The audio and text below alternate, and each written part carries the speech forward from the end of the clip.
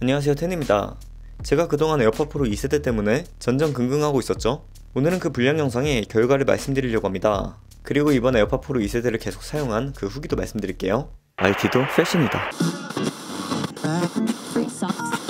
저는 에어팟 프로 2세대가 출시되자마자 구매를 했지만 받았을 때 불량을 받는 바람에 오프라인 서비스 센터, 애플 스토어를 포함해서 3회를 다녀오고 온라인 고객센터에서도 상담을 계속 해왔죠. 좀 많이 답답해가지고 그냥 하나 새로 살까 하다가 어떻게 처리가 될까 해서 계속 붙잡고 있었습니다.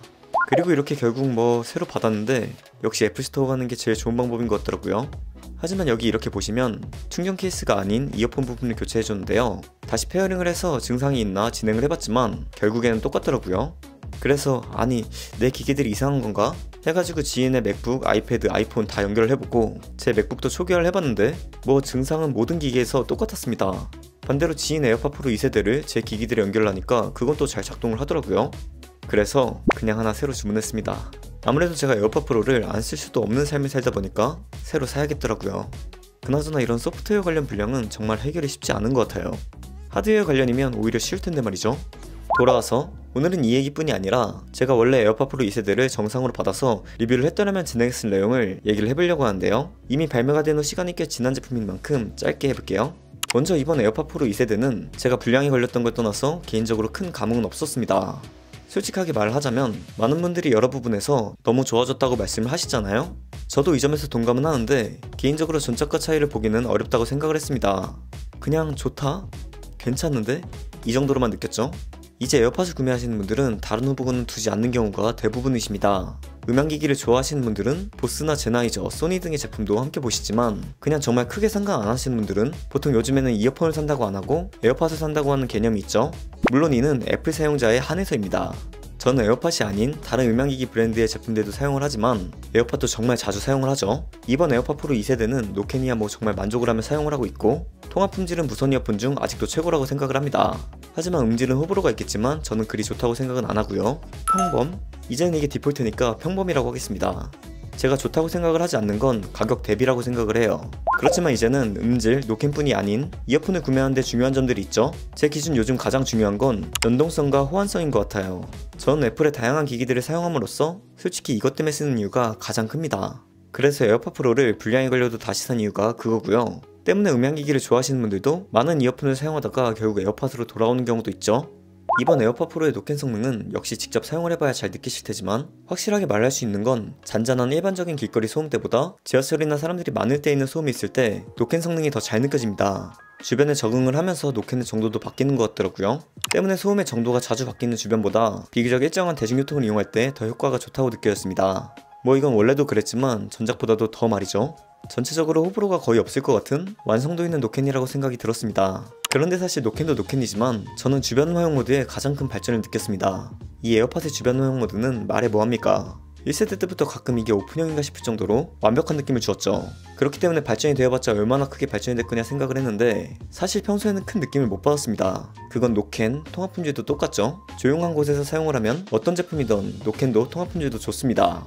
하지만 시끄러운 상황이 오면 그 차이는 조금 크게 느껴지는데요. 예를 들어 이렇게 사람이 많은 상황에서 주변 허용 모드를 켰을 때 아무 생각 없이 그냥 사람 많은 곳에 있는 것 같았는데 이어폰을 벗으니까 주변 소리가 훨씬 더 크게 들려왔습니다. 그 말은 이 에어팟 프로 2세대가 주변 음은 잘 전달을 해주지만 더 큰 소음은 잡아주고 주변 음을 들려줬던 건데요. 그렇기 때문에 에어팟을 일반적으로 사용하고 있을 때도 노캔이 아닌 주변 허용 모드를 켜두면 밖에 큰 소음은 잡아준다는 거니 평소에 그냥 끼고 다녀도 괜찮을 것 같다 라는 생각이 들 정도로 성능도 너무 자연스러워서 저는 주변 허용 모드를 제일 만족해 합니다. 물론 사람이랑 대화할 때는 벗는 게 예의겠죠? 그리고 추가적으로 이렇게 스피커가 생겨서 에어팟을 찾는 건 좀 편리하더라고요. 어디에 뒀나 생각보다 헷갈릴 때가 많았거든요.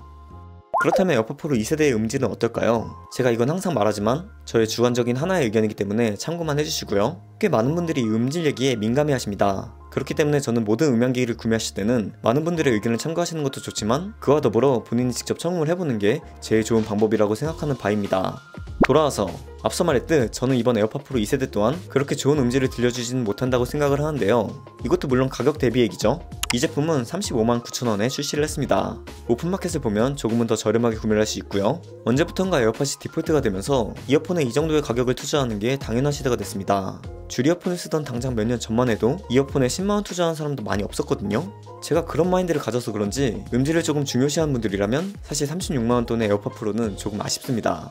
이 가격대의 이어폰을 보면 소니 이어폰도 좋고 개인적으로 보스 QC 이어버드도 좋아합니다. 더 다양한 제품들이 있지만 최근에 사용을 했던 제품들이 이 제품들인데 이것들은 노캔도 좋은데 음질도 제 기준 에어팟 프로보다 조금 더 좋다고 생각을 하거든요. 통화 품질에 있어서는 솔직히 에어팟이 더 좋다고 생각을 하지만 다른 제품들도 많이 좋아지고 있고요.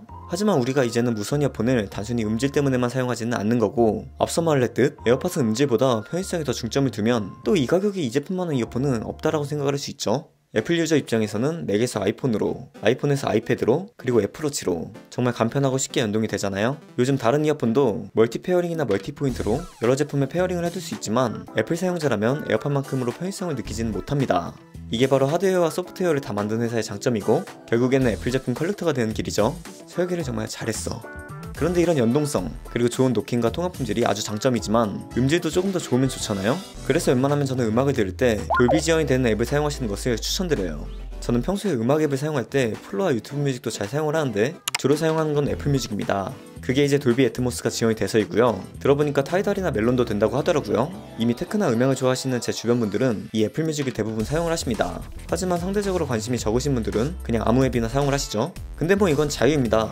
조금 더 체감이 좋아지기 위해서 돈을 조금 더 추가할 의향이 있으신 분들에게 추천을 드리는 거죠. 아무래도 통신사가 결합되어 할인되는 국내 음악 앱들이 많으니까 굳이 변경을 할 필요가 있을까 생각이 들 수도 있는 거죠. 물론 같은 값을 지불하시는 거라면 돌비가 지원이 되는 앱을 사용하시는 게 맞다고 생각을 하고요. 또 기다리면 머지않아 다른 음악 앱들도 점차 지원이 될 겁니다. 그리고 공간 음향도 꺼두신 분들은 꼭 켜두시고 사용을 해주세요. 머리 고정과 머리 추적 중 원하는 거로 선택을 하시고 사용을 하시는 게 좋습니다. 이게 확실히 에어팟 프로의 아쉬운 음질, 그러니까 공간감을 늘려주니까 좋더라고요. 끄고 켜며 사용을 해보면 확실히 차이가 느껴집니다. 이건 넷플릭스와 같은 OTT를 이용하실 때도 사용을 해주시면 좋죠. 공간 음향은 에어팟 3세대, 에어팟 프로, 그리고 에어팟 맥스에서만 지원을 합니다. 아 다르네. 그치? 다르네. 다르지? 아 근데 이렇게 다르다고? 위에서 때리네 목소리를. 그러니까 아니 그냥 달라. 요즘에는 많은 가수분들이 돌비 애트모스로 많이 녹음을 합니다. 때문에 해외 팝은 물론 국내 K-팝도 요즘은 돌비로 많이 녹음을 하기 때문에 많은 신곡들이 돌비로 공개가 되죠. 돌비가 아닌 음원을 들으면 이렇게 스테레오라고 나오고 돌비인 음원은 이렇게 돌비 애트모스라고 나오는데 이것도 사운드 표시창에서 확인할 수 있습니다. 그리고 추가적으로 애플 뮤직에 이렇게 노래방 기능이 생겼더라고요. 갑자기 이게 무슨 기능인가 좀 생뚱맞았는데 사용을 해보니까 일반 노래에서 보컬 목소리만 싹 잡아줘서 이것도 정말 신기했습니다. 여기 마이크 버튼을 탭하면 되는데요. 목소리가 나오는 정도도 조절을 할 수 있죠. 때문에 신곡들도 가사를 보면서 노래를 할 수 있고 블루투스 마이크 같은 거로 연결해서 사용하시면 좋을 것 같습니다.